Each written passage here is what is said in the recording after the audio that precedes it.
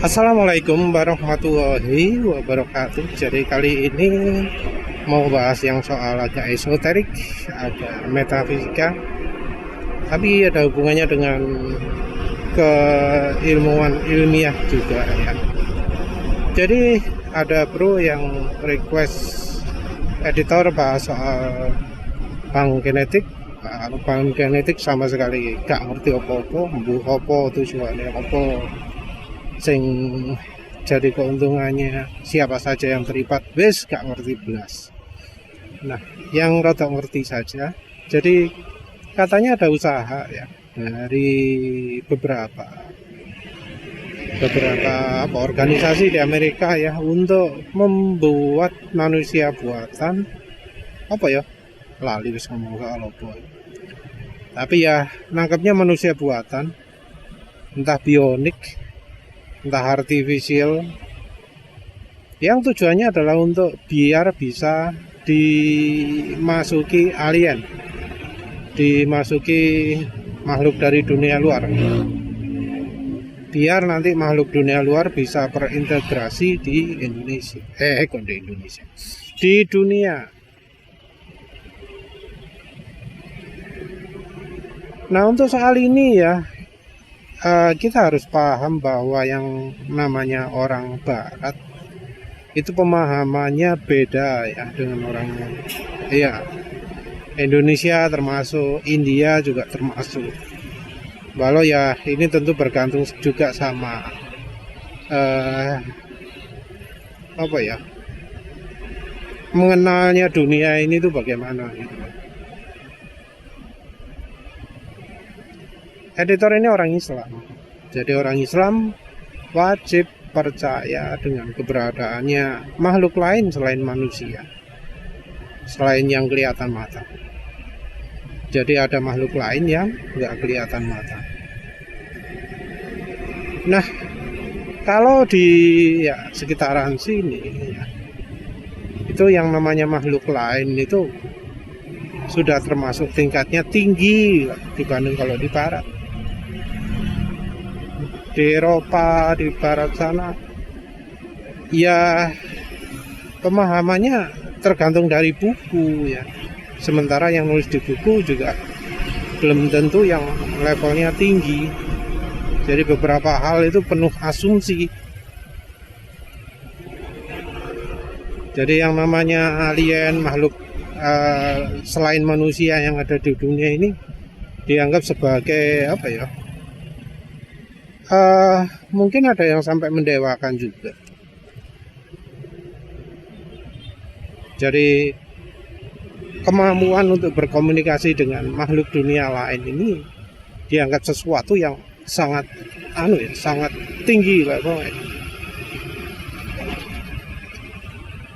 Dan ya editor ini dari main-main di grup energi pernah gabung juga di grup yang nyentuh hal seperti ini sampai level yang termasuk cukup tinggi untuk di barat. Tentu ada juga yang memang lebih ngerti ya, karena ya ada orang barat yang belajar dari timur, belajar dari India, belajar dari Thailand juga ilmu beginian ada, di Cina juga ada, cuma kalau di Cina sudah beda lagi ya. Jadi kalau di Cina itu mungkin sumbernya dari India ya. Jadi apa sih lagi jenenge, Datmo, orang India sakti datang ke Cina, terus kemudian mengajarkan di sana, jadilah Shaolin. Makanya ilmunya Shaolin itu kan ada yang aneh-aneh toh, kekebalan. Orang bisa kebal sekali, tahan peluru, tahan ditusuk. Sumbernya dari India ya, kita harus mengkaitkan juga dengan yang namanya cerita Mahabharata. Dari kalau cerita Mahabharata itu sumbernya apa saja? Yang soal makhluk gaibnya nggak disebut, tapi yo dari ciri-ciri ilmu-ilmunya lah, dari tokoh-tokohnya Itu kan ilmu yang sampai sekarang masih ada kalau niat nyari. Ilmu-ilmu seperti misalnya Pancasona. Editor pernah lihat 2 kali demonstrasi Pancasona, sampai kepalanya dilepas. Pancasona itu adalah ilmu di mana kalau anggota tubuh dilepas bisa dipasang lagi, termasuk sampai kepala. Jadi dibilang orangnya nggak bisa mati, dan mungkin beneran. Ada juga cerita orang yang betul-betul kebal sekali, kebal sampai rambut pun nggak bisa dipotong. Tapi ya itu repot. Kalau potong rambut harus sama ibu ya. Kalau ibunya sudah nggak ada, wis gak bisa potong rambut seumur hidup. Tapi katanya juga ilmu-ilmu seperti itu selalu dilengkapi dengan pantangan. Ya mungkin untuk limitasi ya. Jadi ono sing pantangannya daun kayak harus milih. Jadi sebelum menerima ilmu itu, orangnya harus memilih pantangannya apa. Milih pantangannya terserah wis. Tapi ya biasanya ya, katanya temen yang sudah mendalami itu, orang kalau milih pantangan seperti itu, setelah memilih pantangan itu, hal yang paling ia sukai adalah pantangan tersebut. Jadi godaannya sangat besar. Selain dari pantangan, ada juga yang butuh ritual. Ada juga yang butuh tumbal. Nah, kalau sudah mendalami seperti itu ngeri. Balik lagi lah ke yang orang baratnya. Nah, orang barat gak ngerti yang model begitu. Komunikasi dengan dunia lain juga mereka nggak tahu harus bagaimana gitu ya. Ya sebenarnya cukup aneh loh ya, karena ada beberapa usaha komunikasi yang mereka itu sukses. Ada yang lewat alat, ada yang lewat mimpi gitu ya. Yang aneh mengapa kok mereka nggak minta ke yang dikomunikasikan itu, ya apa caranya komunikasi yang enak gitu loh, kalau memang mereka itu niat. Editor sendiri termasuk orang yang dibenci kalau sekarang ya, karena ngomong editor ini nggak boleh ya, nggak boleh bergantung sama yang di dunia lain. Padahal di grup tersebut yang namanya akses ke dunia lain itu merupakan hal yang dianggap terhormat ya, dianggap yang paling tinggi. Jadi ketika editor ngomong bahwa editor ini nggak boleh ya, tersinggung mereka, ya wis dibenci lah. Editor ngomong nggak direken. Ya sekarang sih grupnya sudah bubar karena ownernya itu ada konflik dengan salah satu orang, akhirnya grupnya ditutup. Nutup grupnya juga berarti semua catatan-catatan yang ada di situ hilang semua. Penelitiannya wah banyak. Jadi yang pendirinya pemilik grupnya itu adalah David Lawrence. Dia ini dulu ikut yang namanya Kyoso Group, KYOSU. Kyoso Group ini apa jenenge, pernah membuat alat ya. Oh ya nggak pernah sih, sering membuat alat, macam-macam alatnya itu. Kalau yang sampai sekarang masih dianggap sip gitu, paling sip karena bisa sukses berkomunikasi dengan dunia lain, itu adalah yang bentuknya bola kristal. Bola kristal, ono magnete, ono bulet-bulete, ono kabel sak pirang-pirang wis gak ngerti apa karepe, yang katanya bisa memperdalam komunikasi. Kalau orang di sini kan ya paling diguyu, karena kalau di sini mungkin bisa langsung, karena wis ono gurune, wis ono sing ngajari. Lah apa kaya ngono, karek ngene tok wis beres. Gak perlu aneh-aneh, gak perlu neko-neko. Jadi ada yang tinggal siapkan menyan, ada yang tinggal siapkan ayam apa ya, sing warna hitam semua. Tinggal siapkan darah opo, barang aneh-aneh kadang. Nanti bisa langsung. Sementara itu di barat mencarinya dengan menggunakan ilmiahnya, ya menurut mereka ilmiah. Jadi mereka menggunakan listrik, menggunakan medan magnet, menggunakan kumparan aneh gitu ya. Padahal di sini kalau misalnya yang sudah kontak langsung ya tinggal nulis gitu, kertas beres. Jadi kalau dalam grup itu ya ada yang cerita, oh saya pernah tahu ada alat zaman tahun 70-an pakai alat aneh-aneh gitu ya, pakai komputer diarahkan ke luar angkasa bisa dapat jawaban gitu ya. Merasa berhasil bisa berkomunikasi dengan makhluk luar. Ya padahal kalau di sini ya, yang seperti itu masih mungkin kan ya. Kalau lihat di dunia lain bisa lewat telepon. Ya itu bukan sesuatu yang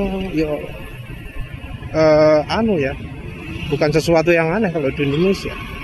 Di call lewat telepon oleh makhluk dunia lain itu malah jadi ya cerita biasa ya, bukan cerita yang wah gitu ya. Malah orang ada yang sampai pingin menghindari. Sekarang zamannya telepon sudah nggak pakai kabel lagi, mungkin jarang ya. Mbah iso gak jin ngetap nang di WA ya. Gak ngerti. Iso ya. Tapi mungkin butuh usaha.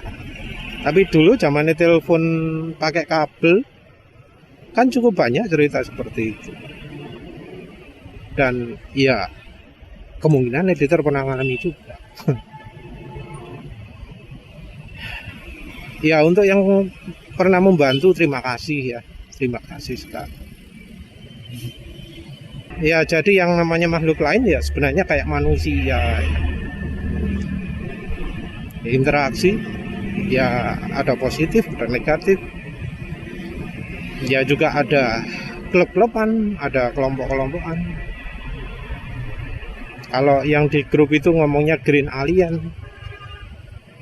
Grup itu juga adalah grup yang sama dengan grupnya Jusel. Awalnya Jusel tapi terus namanya berubah jadi apa ya, rotok aneh namanya lali wis. Di HCCP tau apa gitu ya. Mengapa kok namanya aneh? Karena nyebut dari geometri yang mereka pergunakan untuk bisa kontak. Dan di situ juga ada beberapa yang lebih dari pemula ya, yang untuk komunikasi dengan makhluk lain. Ngaku dapat informasi gini. Yang sayangnya informasi tersebut kurang begitu relevan ya untuk keadaan kita saat ini. Jadi ya beberapa informasi ya mungkin nggak ada gunanya untuk kita.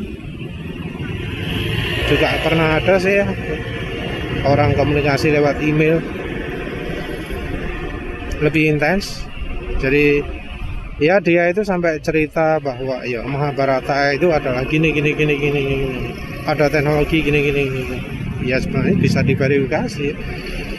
Ya sebenarnya juga nggak salah.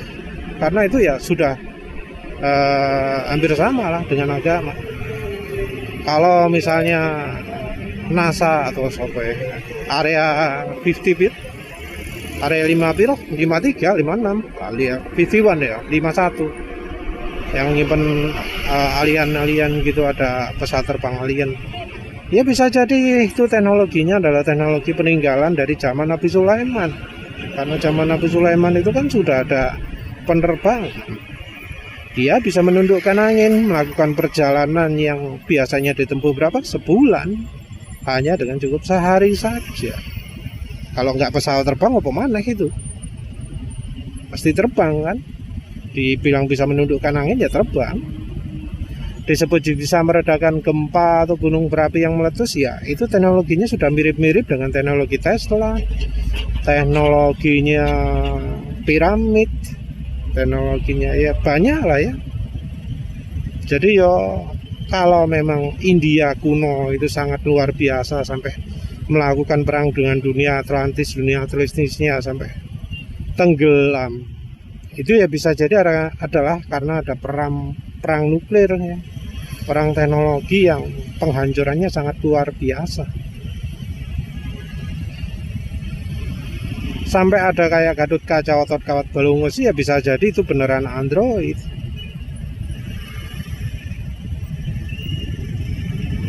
Karena ya ingat juga bahwa mulai dari ayahnya Nabi Sulaiman dan Nabi Idris ya, lali sampai itu kan ayahnya itu juga peneliti ilmu, dia bisa membengkokkan logam tergantung kebutuhan. Zaman segitu sudah ngerti metalurgi. Kalau di catatannya yang dari Israel juga disebut punya tambang tembaga. Nah dari zaman itu juga karena sudah ada komunikasi ya antara jin dan manusia pada saat itu, ya akhirnya kemudian mau nggak mau jadi muncul teknologi-teknologi yang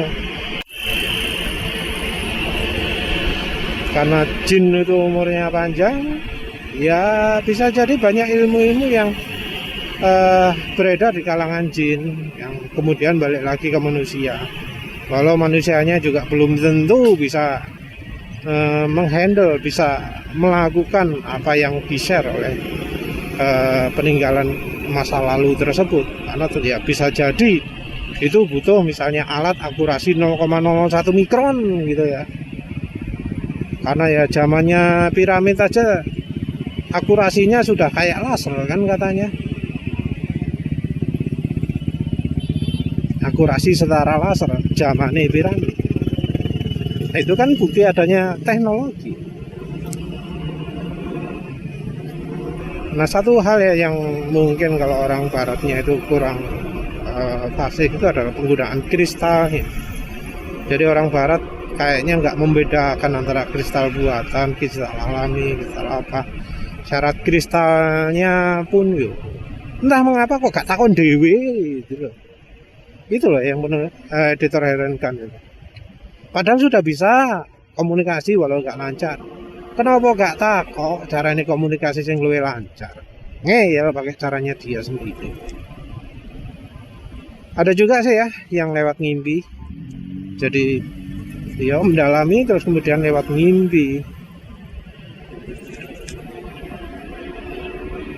Tapi ya podo ae lewat ngimpi pun gak takok ya caranya lebih enak. Aneh lah.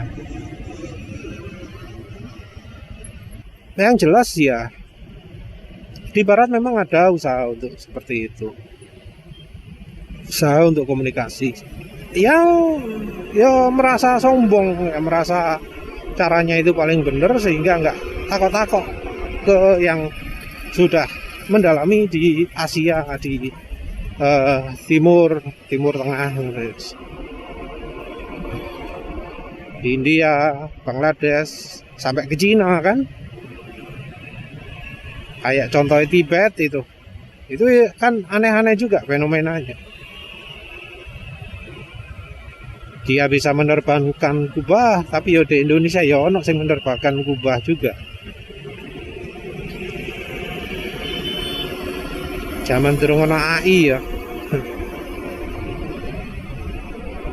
Terus kalau kemudian ada yang ngomong mau membawa makhluk gaib ini ke dunia nyata, ya itu rasanya berlebihan ya.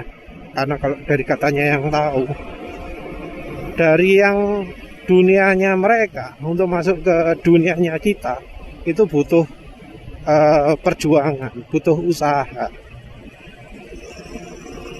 Jadi ya rasanya gak ono alasan kenapa kok harus kayak orang berenang gitu ya. Nyelam di air bisa, masuk di air bisa, pakai alat bantu bisa, tapi kan bukan makhluk air atau manusia itu. Ya kira-kira kayak gitulah. Kalau sampai ke dunia manusia terus lapo gitu. Ada hal apa yang kira-kira lebih menarik di dunia manusia gitu loh. Kenapa harus ke dunia manusia? Jadi ya kalau ngomong untuk sampai macam-macam kayak apa gunanya bagi mereka? Ya kalau misalnya pengen tahu ya kepinginan mereka itu bagaimana, kan kita bisa cari infonya dari mereka-mereka yang membutuhkan jasa dari orang makhluk dunia lain. Apa aja coba yang dibutuhkan? Ada ini. Ya mungkin ada beberapa syarat itu disengaja dibuat sulit biar orang itu nggak terlalu menggebu-gebu ya, merasa bahwa itu sulit, karena ya memang kadang butuh perjuangan juga, butuh usaha dari pihak dunia lain. Tapi rasanya ada yang benar-benar diperlukan, ada yang benar-benar karena disukai. Nah coba deh cari info yang disukai itu apa. Dan rasanya yang disukai itu bukan macam, wah aku butuh Android, butuh internet, butuh YouTube.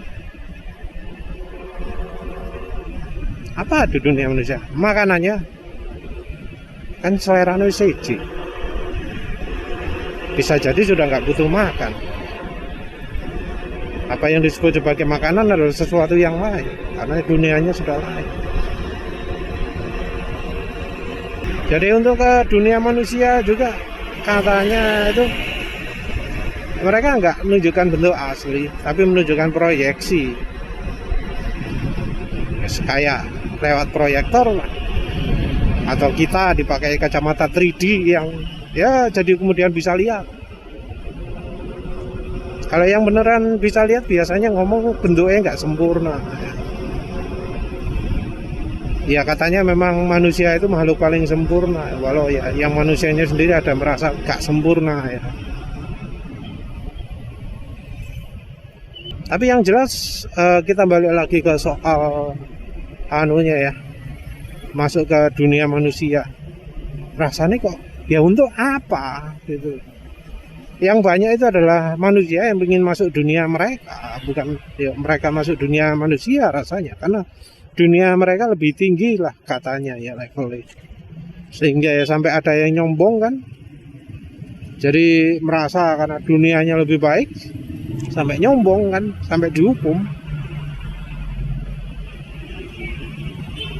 Jadi ya kalau misalnya ada kabar ingin mendatangkan makhluk dunia lain ke dunia manusia, ya kita lihat dari kacamatanya orang timur lah, golek soko kejawen, kayak soko dari ya yang ilmu-ilmu seperti itu. Apa bener orang dunia lain ingin masuk ke dunia manusia? Coba tanya aja ke mereka. Ya wes lah, itu saja. Terima kasih sudah menonton. Assalamualaikum warahmatullahi wabarakatuh.